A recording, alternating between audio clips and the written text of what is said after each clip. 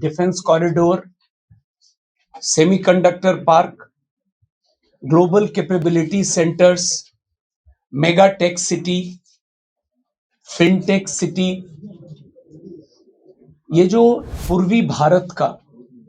इस राज्य को न्यू टेक हब के रूप में नई सरकार का जो पहला कैबिनेट हुआ है उसमें जो कुछ निर्णय महत्वपूर्ण लिए गए हैं, मैं उसके बारे में संक्षेप में आप सभी को अवगत कराना चाहता हूं। अलग से आप लोगों को प्रति मिल गई होगी या मिल रही होगी। मुख्य रूप से जो आज कुछ निर्णय हुए हैं वो उद्योग के जाल को बिछाने का है और बड़े पैमाने पर रोजगार सृजन का है। जो पहला निर्णय है वो पूरे पूर्वी भारत का इस राज्य को न्यू टेक हब के रूप में विकसित करना है और इस उद्देश्य से डिफेंस कॉरिडोर, सेमीकंडक्टर पार्क,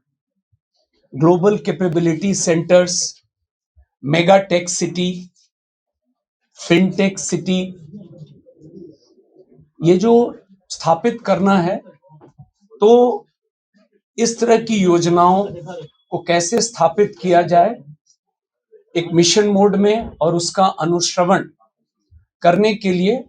मुख्य सचिव की अध्यक्षता में समिति के गठन का निर्णय हुआ है और इस समिति में राज्य, देश के स्तर पर और अंतर्राष्ट्रीय स्तर पर वैसे परामर्शी, वैसे लोग जो इन क्षेत्रों में काम बहुत अच्छा किए हैं, उनको भी समिति का सदस्य बनाया जाएगा और एक निश्चित समय सीमा अंतर्गत 6 माह के अंदर में यह रिपोर्ट प्राप्त करके और फिर काम को प्रारंभ किया जाएगा। जो दूसरा एजेंडा है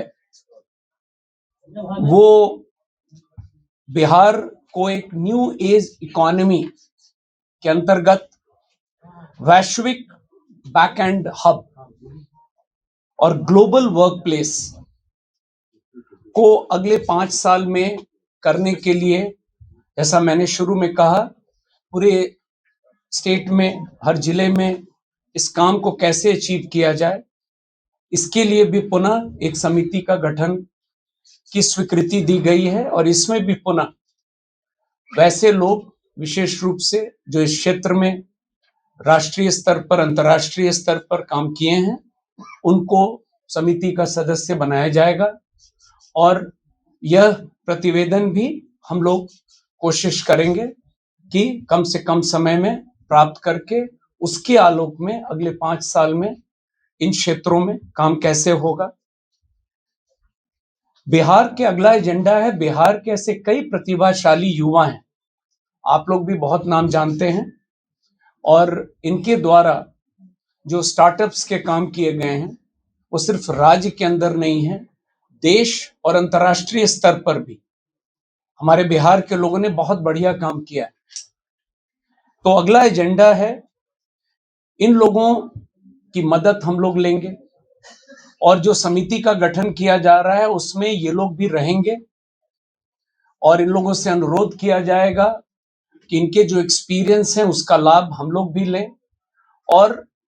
यह लक्ष्य है कि बिहार के बाहर जो लोग इन क्षेत्रों में काम कर रहे हैं